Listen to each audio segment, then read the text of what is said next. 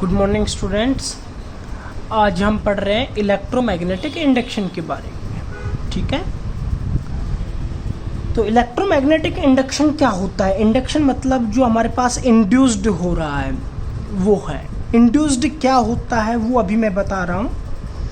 The phenomenon of producing induced current in a closed coil placed in a changing magnetic field is known as electromagnetic induction.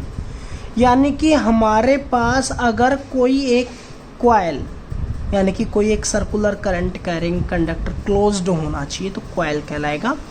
अगर वो जहाँ magnetic field जहाँ पर change हो रही है वहाँ पर रखा जाता है तो उसके अंदर भी करंट अपने आप प्रोड्यूस्ड हो जाएगा, इंड्यूस्ड हो जाएगा। और जो ये फिनोमिनन है ये क्या कहलाएगा? Electromagnetic induction. ठीक है, देखो मैंने दो चीज़ें ली है। एक मैंने कोई एक सॉफ्ट आयरन के ऊपर कॉइल को यानी कि वायर को वाउंड किया हुआ है ऐसे।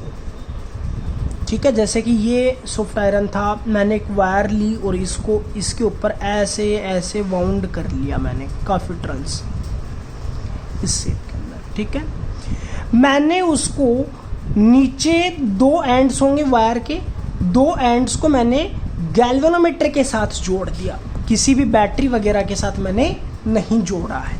ठीक है, नज़दीक मैंने एक स्ट्रॉन्ग मैग्नेट रखा, बार मैग्नेट रखा है।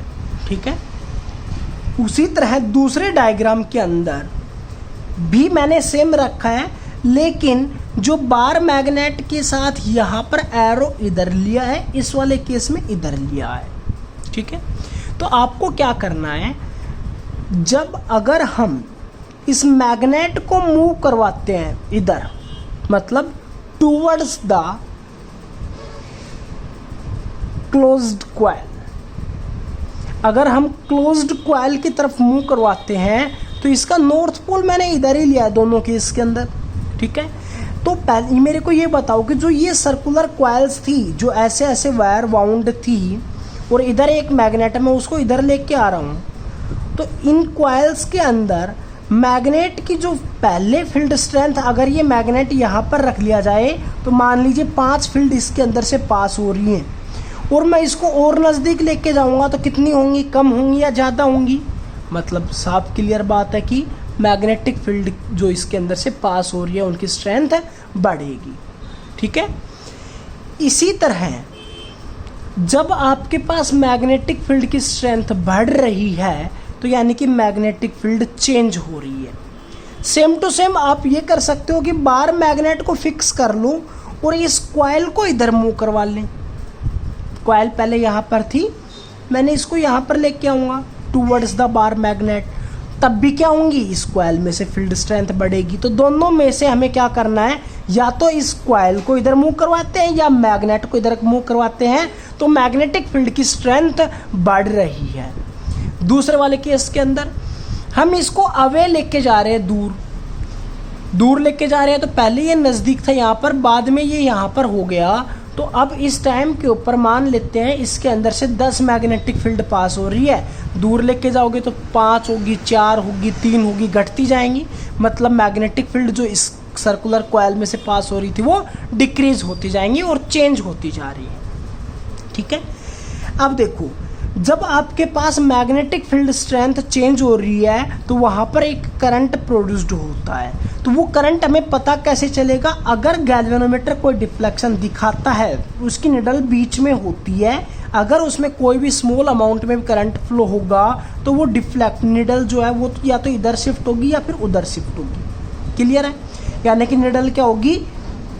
डिफ्लेक्शन शो करेगी। ठीक है, तो हमें क्या देखना है, जब हम इसको नज़दीक लेके जा रहे हैं और ज़्यादा, यानी कि मैग्नेटिक फील्ड की स्ट्रेंथ बढ़ रही है, नज़दीक लेकर जा रहे हैं, तो एक लॉ आएगा हमारे पास, +2 क्लास में पढ़ेंगे हम लेंज लॉ के बारे में।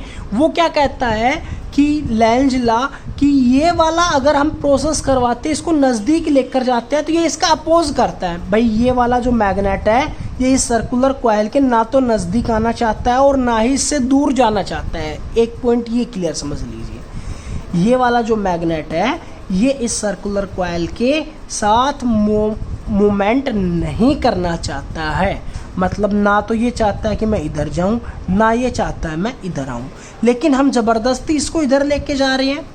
तो मतलब इधर लेकर जाने के लिए एक फोर्स करना पड़ रहा है, किधर, इधर फोर्स लगा रहे हैं हम।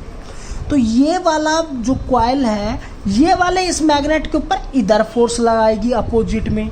वो कब पॉसिबल होगा? जब इधर नॉर्थ है तो इधर भी नॉर्थ बन जाएगा, तब पॉसिबल हो सकता है, क्योंकि नॉर्थ नॉर्थ को क्या करता है, रिपेल। तो ये वाला किधर मूव करेगा, इधर मूव करना स्टार्ट कर देगा। तो अपोजिंग फोर्स हो गया। इसके अंदर जब हम इसको दूर लेके जा रहे हैं तो ये दूर भी नहीं जाना चाहता है।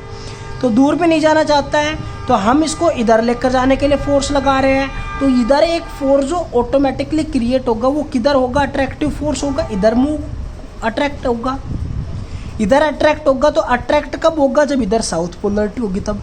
यानी कि जब हम इसको दूर लेके जा रहे हैं तब तो साउथ पोलरिटी हो रही है, और नज़दीक लेकर जा रहे हैं तब हमारे पास नॉर्थ पोलरिटी हो रही है।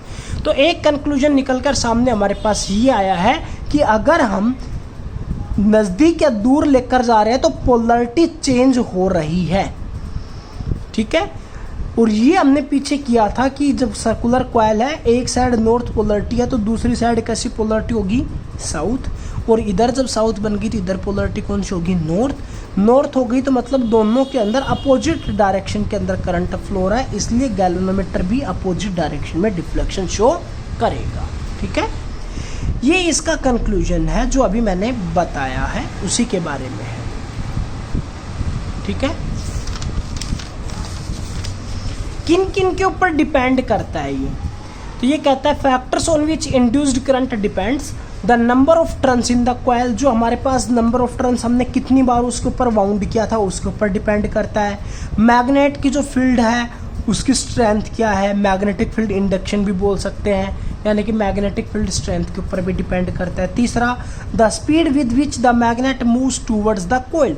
अगर हम उसको फास्ट मूव करवा रहे हैं तो उतना ज़्यादा करंट होगा, हम उसको धीरे धीरे मूव करवा रहे हैं तो उतना कम करंट इंड्यूस्ड होगा। तो ये थे हमारे पास 3 फैक्टर जिनके ऊपर इंड्यूस्ड करंट डिपेंड करता है।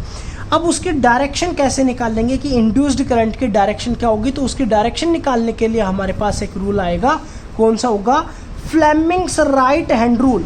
देखो पीछे हमने पढ़ा था फ्लेमिंग्स लेफ्ट हैंड रूल, आज हम कर रहे हैं फ्लेमिंग्स राइट हैंड रूल। थोड़ा सा चेंजमेंट है, एक बार वो देख लीजिए।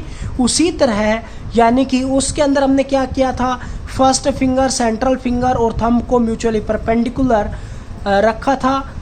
थंब हमारे पास किसके काम आ रहा था, फोर्स के, ये मैग्नेटिक फील्ड, ये करंट। तो इसके अंदर भी थंब जो होगा वो मोशन के अंदर होगा, क्योंकि अब हम मूव करवा रहे हैं, या तो मैग्नेट को मूव करवा रहे हैं या फिर कंडक्टर को मूव करवा रहे हैं। ये वाले फिंगर, इसके अंदर भी मैग्नेटिक फील्ड थी, इसके अंदर भी क्या रहेगी, मैग्नेटिक फील्ड। ये वाले फिंगर, इसके अंदर करंट थी, इसके अंदर छोटा सा चेंजमेंट हो जाएगा, क्या हो जाएगा, इंड्यूस्ड करंट। तो अब इसकी एक्सप्लेनेशन सुन लीजिए। If we stretch first finger, central finger and thumb of our right hand mutually perpendicular to each other, यानी कि तीनों आपस में एक दूसरे के परपेंडिकुलर रख लें और मैग्नेटिक फील्ड की डायरेक्शन के अंदर फर्स्ट फिंगर कर लें। If first finger points in the direction of magnetic field, central finger thumb points in the direction of motion of the conductor, then central fingers gives the direction of the induced current. अगर हम first finger को magnetic field की direction में रख लें, thumb को motion of conductor के direction के अंदर रखें, तो जो सेंट्रल फिंगर है वो हमारे पास इंड्यूस्ड करंट की डायरेक्शन क्या होगी वो रिप्रेजेंटेशन करेगा। Thank you.